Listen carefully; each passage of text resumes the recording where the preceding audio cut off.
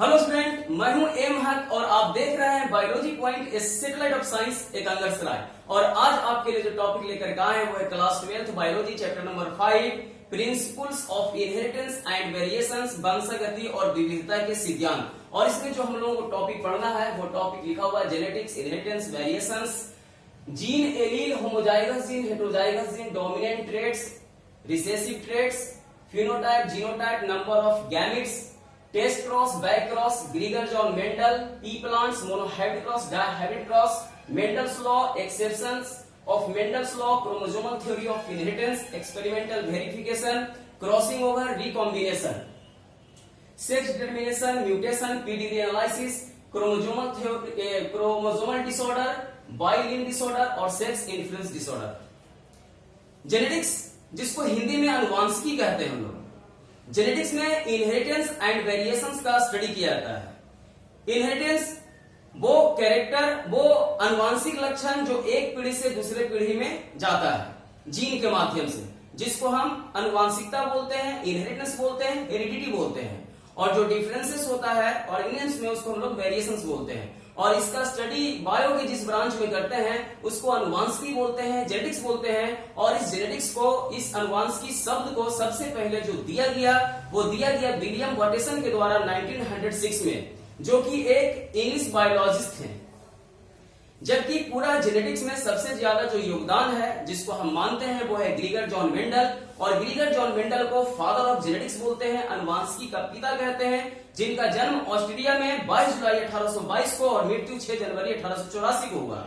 इन्होंने मटर के पौधा पर 7 वर्षों तक प्रयोग किया। वो प्रयोग 1856 से 1863 तक था। और मटर के पौधा पर प्रयोग करते हुए उन्होंने 3 नियम दिया अनुवांशिकी के संदर्भ में, जिसे हम प्रभाविता का नियम, लॉ ऑफ डोमिनेंस, पृथक्करण का नियम, लॉ ऑफ सेग्रीगेशन और स्वतंत्र अपव्यूहन का नियम, लॉ ऑफ इंडिपेंडेंट असॉर्टमेंट कहते हैं। 2 नियम मोनोहाइब्रिड क्रॉस, एक संकर क्रॉस के आधार पे था, जबकि जो लास्ट जो तीसरा नियम था वो डायहाइब्रिड क्रॉस, द्विसंकर क्रॉस के आधार पर था। इसमें हम लोग जो जीन का जो सबसे ज्यादा इसमें स्टडी करते हैं, लोग जीन का जीन शब्द जो है दिया गया विल्हेल्म जॉनसन के द्वारा, जो कि एक डेनिश बॉटनिस्ट थे, डेनमार्क के रहने वाले थे। और इन्होंने 1909 में जीन शब्द को दिया। इस चैप्टर में हम लोगों को थॉमस हंट मॉर्गन का भी स्टडी बहुत ज्यादा करना है, थॉमस हंट मॉर्गन पे, जो कि थॉमस हंट मॉर्गन जो है वो एक अमेरिकन बायोलॉजिस्ट हैं और उनको एक्सपेरिमेंटल जेनेटिक्स का फादर कहते हैं। थॉमस हंट मॉर्गन के द्वारा क्रोमोसोमल थ्योरी ऑफ इनहेरिटेंस को एक्सपेरिमेंटली वेरीफाई किया गया था, ड्रोसोफिला मेलानोगास्टर, जिसको फ्रूट फ्लाई कहते हैं, उसके ऊपर। जबकि क्रोमोसोमल थ्योरी ऑफ इनहेरिटेंस, अनुवांशिकता का गुणसूत्रीय सिद्धांत जो है वो थियोडोर बोवरी, जो कि एक जर्मन बायोलॉजिस्ट है, और वाल्टर सटन, जो कि एक अमेरिकन जेनेटिस्ट है, उन दोनों के द्वारा दिया गया। दोनों इंडिविजुअल रूप से इस कॉन्सेप्ट को दिए, ठीक है। और इसमें जो हम लोगों को पढ़ना होता है सबसे ज्यादा वो हमारा मेंडल का एक्सपेरिमेंट पढ़ना होता है, तो उसको पूरा इसमें कंप्लीट स्टडी करेंगे। तो मेंडल का जो मोनोहाइब्रिड क्रॉस था, उस मोनोहाइब्रिड क्रॉस में जो फिनोटिपिक रेशियो मिला था वो फिनोटिपिक रेशियो 3:1 पाया गया। 3 टॉल प्लांट और 1 दबा। और इसका जो जीनोटिपिक रेशियो था, जीनोटिपिक रेशियो 1:2:1। और टेस्ट क्रॉस का जो रेशियो, टेस्ट क्रॉस हम लोग बोलते हैं जब F1 जनरेशन को रिसेसिव ट्रेट या रिसेसिव कैरेक्टर के साथ क्रॉस कराते हैं तो उसको हम लोग बोलते हैं टेस्ट क्रॉस। तो जो मोनोहाइब्रिड टेस्ट क्रॉस का जो रेशियो था, टेस्ट क्रॉस रेशियो जो मिला वो 1:1 था, ठीक है।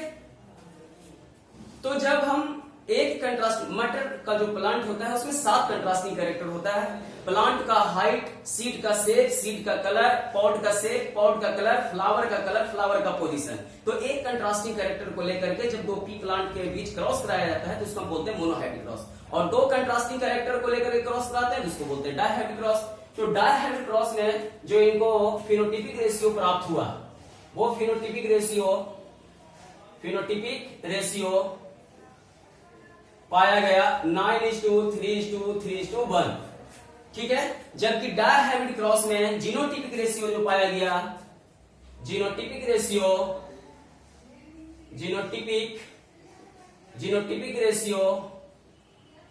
1:2:1, 2:4:2, 1:2:1 ये पाया गया।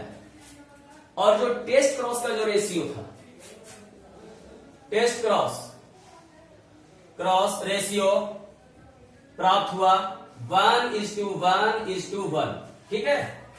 और इसमें जो एक्सेप्शन है मेंडल्स को लॉ, इसमें इनकम्प्लीट डोमिनेंस को डोमिनेंस और लिंकेज पढ़ना होता है।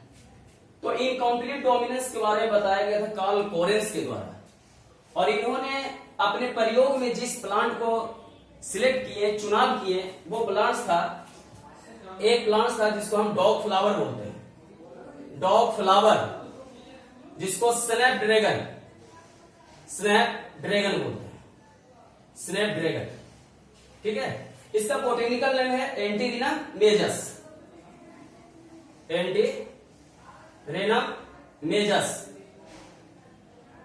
ठीक है।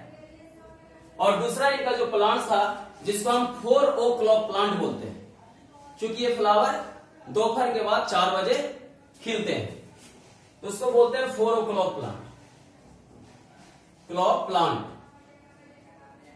4 o'clock प्लांट को गुलाबास, हिंदी में गुलाबास बोलते हैं, और इसको कृष्णकली भी कहा जाता है, कृष्णकली। इसका बोटेनिकल नेम है मिराबिलिस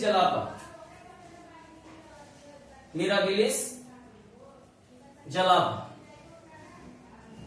इसमें जो क्रॉस कराया गया रेड फ्लावर और व्हाइट फ्लावर के बीच, प्लांट के बीच, तो जो F1 जनरेशन में जो प्लांट्स प्राप्त हुआ वो पिंक कलर का फ्लावर वाला प्लांट्स प्राप्त होता है।